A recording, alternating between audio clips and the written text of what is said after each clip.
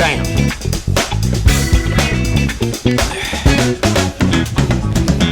Yeah, nephew back again on the SHOWBIZ podcast.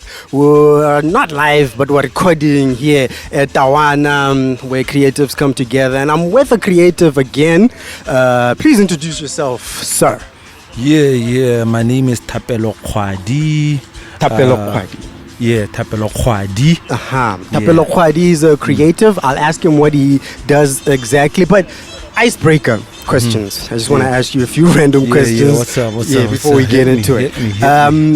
If you had a choice to decide your totem, anything. Yeah. It could be anything. It could be a car. It could be an animal. It could be a person. Yeah. What would you choose to be your totem?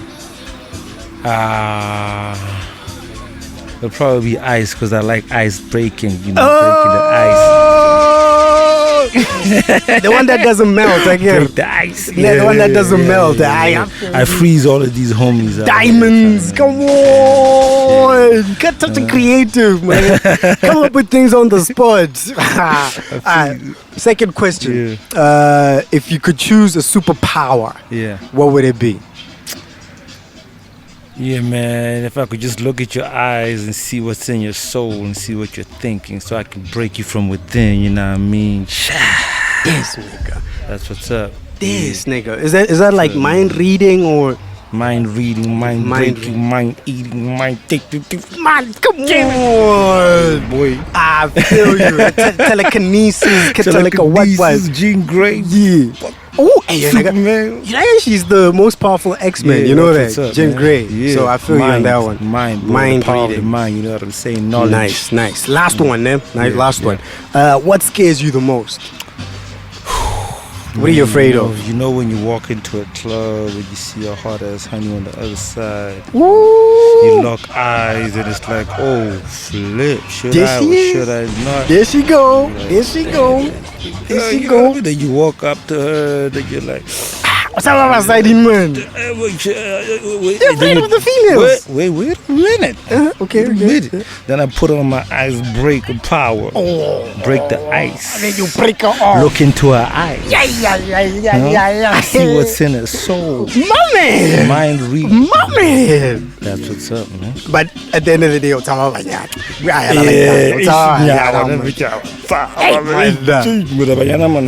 The opposite. Herder. Yeah, they'll herd you. Like put you in a crawl with a whole bunch of other dudes and, herd you like that. Jesus Christ, this guy. This nigga always dropping bars, though. I bet. Yo, homie, besides you being a lyricist of some kind, what do you do? Because we're here at the SHOWBIZ. I'm interviewing creatives. You have a stall here. I see paintings. Actually, can you bring some of them so that I show them to Yeah, just show them real quick. Big Mish. Big Mish. Big Mish. Big Mish. Pass me that envelope. The white one, the underneath. Yeah. No, envelope. That's what's up, In the meantime, tell us what you do. Man, I'm an illustrator, motion graphic artist, animator, compositor. I'm a visual creative, basically. You know what I mean? So I'm also let's suss them out. I don't want to take this one out. This is my homie's one. The next thing you know, I'll be out here shooting some plagiarism. Yeah. So this is a piece that I done for an exhibition which was meant to be last year, but it never really took place. This was the whole idea behind this was supposed to be the sound, the color of sound, basically, when sound comes out of your mouth, and bruh. Yeah, the color of the voice. If I you are reading my mind because I love sound. That's what's up. That's what I mean. That's what's up. I actually had. So there's gonna be a few of these. There was gonna be one where people are screaming. Then there's one where there's a jazz artist playing saxophone. I guessed it. You know what I mean? I guessed it. Just like that. Yeah. So you said you're an illustrator. Illustrator, animator, compositor. motion graphic artist. You know, some of the other stuff that I do. You know, look at that. Look at that. Look at all of that. Pieces of art. Yeah. And how do you make these? Do you make these? These are done digitally. You know what I mean? These are done digitally, and after I go through the process of sketching and developing a piece, the idea on a sketchbook, I then scan that into the computer, and then I illustrate it out, and I just take it from there. So for it to have gotten to this level, where did it start? When did you figure, man, I love drawing, I love illustrating, you know, when did it all start? Yeah, I've been doing this since I was since I was a kid, dog. Yeah.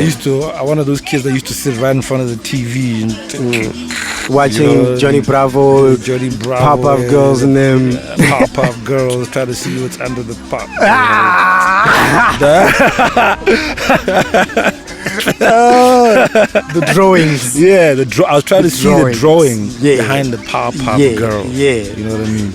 You know, Dexter's Laboratory, that kind of stuff. Hey Arnold. I'm like Arnold. I'm just like, yo, the chick, she's So how old are you now? Right now I'm 37 years old. 37. You know? Yeah, I've been doing this for a minute. I just completed my studies. It's 2017. I was doing my second diploma 2017. Diploma in 3D animation. Then I did. I have a degree in multimedia.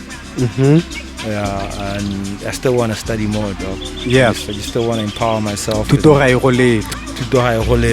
mean? Yeah. Plus, you know, the world is. It's a global village now. It's a global village, man. You're not only competing with the market where you're from, but you're competing with the rest of the world. As soon as you post your stuff on Instagram, you've now entered a new market, the global market. So it's important that when you do put your stuff online on social media, it's the best that you can put out there. You know what I mean? That's the way I see it. Tell me about that, the experience of being an illustrator in BW. Is it a craft that people are familiar with? Is it something that people take seriously, or is it just you're just moving on your own? Eish, man. You scratch you know what I mean? Like it's kind of tough because it's viewed as like a new medium that a lot of people aren't really familiar with. Yeah. And marketing itself, just the idea of marketing in BW is slowly getting there. You know, people can see the value behind marketing. There are brands with all sorts of mediums, illustration, photography, whatever it is. But illustration is kind of new. Here I find that because we are such a conservative nation, when you come through with something that they've never seen, the market has never seen before, they're unfamiliar with, it takes a while for you to break through. You know, people are so used to, when they think of illustration and they think of drawing, and they think of traditional mediums like pencil and charcoal and and the traditional ways of exhibition. And then when you come through with digital medium, it's a bit of a daunting ask. They don't really know what it is and how offering. But I find that it's slowly getting there.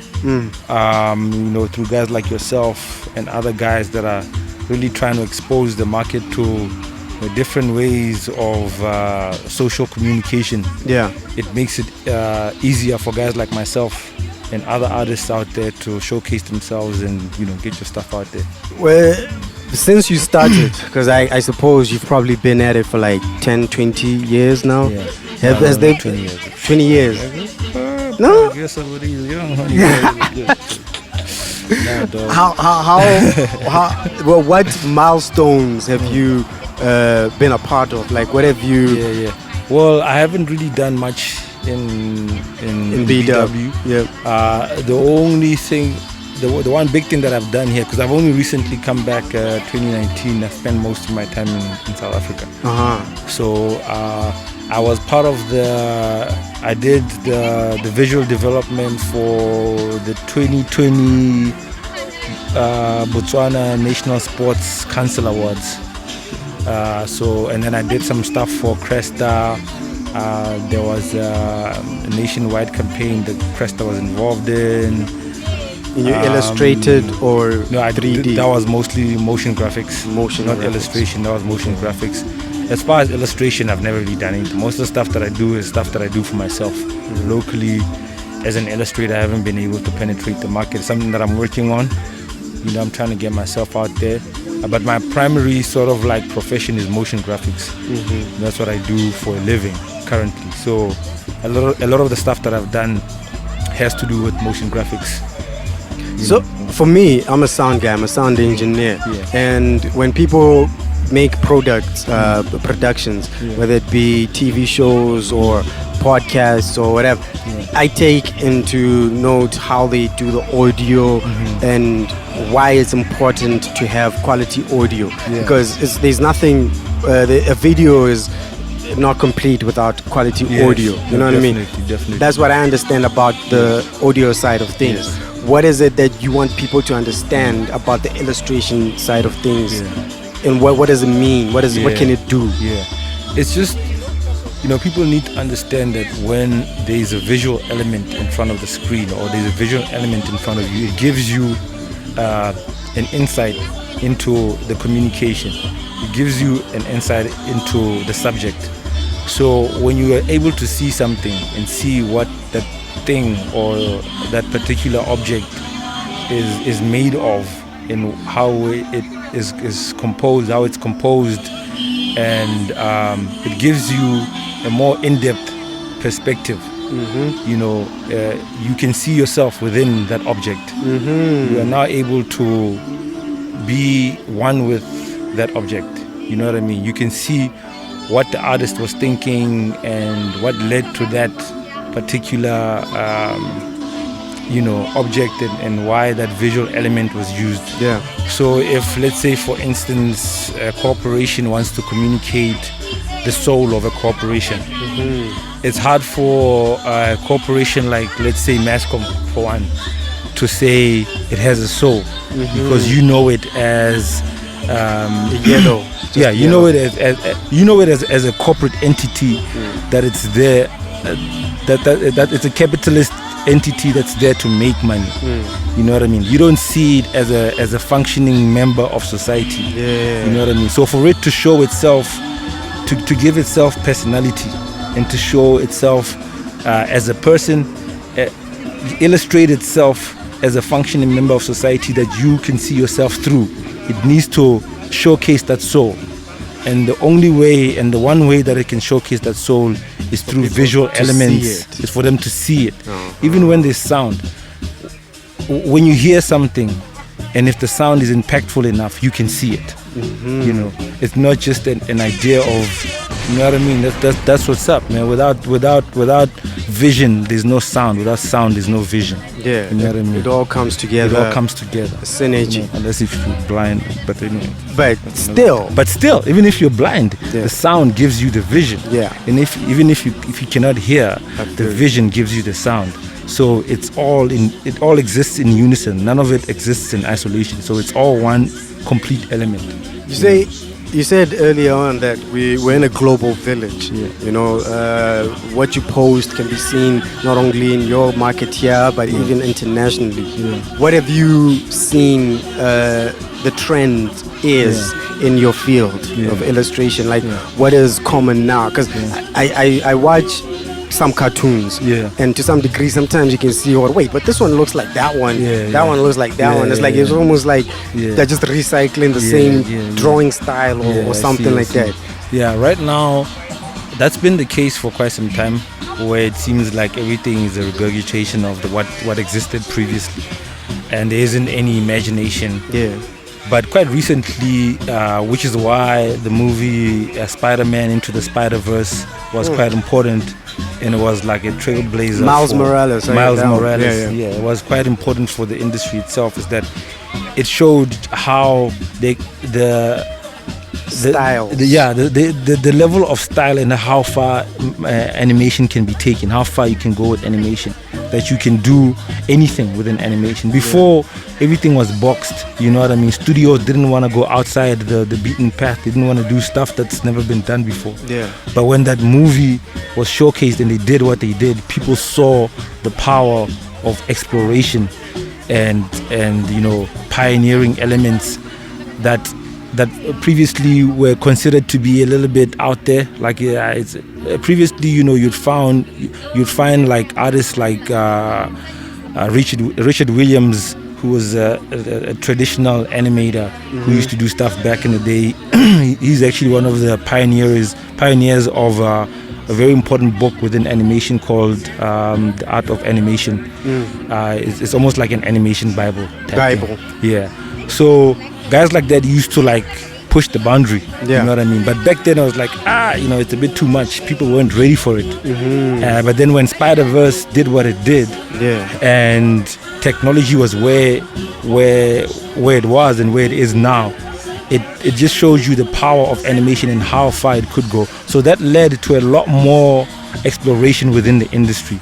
So now if you look at there was a recent animation by DreamWorks, I think, called Bad Guys. That was a very sort of like, it was a different style. It was a very stylized animation. So nowadays you find a lot of stylized animations that are part of the mainstream, that are part of, you know, everyday sort of like viewing. And everybody has like their own voice. Yes, you know what I mean? Exactly. So all those artists that were previously seen to be a bit on the weird side, and you know what I mean, just on the boundaries, on the fringe of like mainstream, that couldn't really get in, now they're seen as a vital cog of the whole, you know, machine, and you need them to be inside for you to be able to, for your product to be seen differently and to be seen as sort of like pushing and boundaries, you know what I mean, expanding the mind. I was listening to radio the other day, and on radio the presenter was tuning. South Africa has it has amapiano in terms of music and genre and style. And then she said like Lesotho also has a sound. Everybody almost has a sound. Nigeria and whatnot. She was like, what sound does Botswana have? And I'd like to bring that to illustration. Is there a style or an aesthetic that Botswana has, or are we still here to discover it? Yeah, I think we're still yet to discover that, because we are very sort of like polarized. Dog, you wanna tell me the quicksand drawings on the walls is not us? Nah, dog, yo, we gotta credit my man T. The boys must be crazy. That man's gotta be given something. He did it, dog. His family, the walls and everything. You know what I mean? But is that thing? No. The thing is, like I said earlier, because we're such a conservative nation, it's very hard for us, especially the youth. It's very hard for us to break the mold of thinking in terms of us creating a different way of showcasing our work. And plus the market here is very fragmented, man. The guys are doing their own thing, different guys are doing their own thing, and collaboration is key for us to be able to find a sort of like a unified voice. You know, if you have different guys doing stuff and they develop their own little thing there, they have their own interests. You know what I mean? Besides just the interest is fine, but just developing your own market there, and then other guys don't really know how to develop that market, or how to sort of like grow within the existing market, and the market itself doesn't really know what this new element is, and what it is. They don't really know what to do with it. It's important for, you know, artists like Bo Fifi Wale, who've been able to create that little niche for themselves, to come back, you know what I mean, and take all these other dudes, and just like for us to have a unified voice and say, yo, this is B-Dub, you know, this is our visual, and this is how we communicate visually. You know what I mean? I got so many fucking questions, dog. But time is not on our side. I'd love to continue this conversation, but where can people find you, dog? Yeah, you can find me on Instagram. I go by Kgwadi T. So it's KGOADI _t, and then I also go by Cyber Boots, which is CYBA _BOOTZ. So Cyber Boots is more my graphic side of things, and then Kgwadi is more my animation and character development side of things. So nice. Hey man, like you said, collaboration is key. Yeah. I'd love to see more of your work, so I'm gonna follow you for sure. That's what's and thanks for coming through to the Showbiz, man. Showbiz Hub. No doubt. Are we gonna see you next time? Yeah, no, definitely. I'm gonna be a frequent member.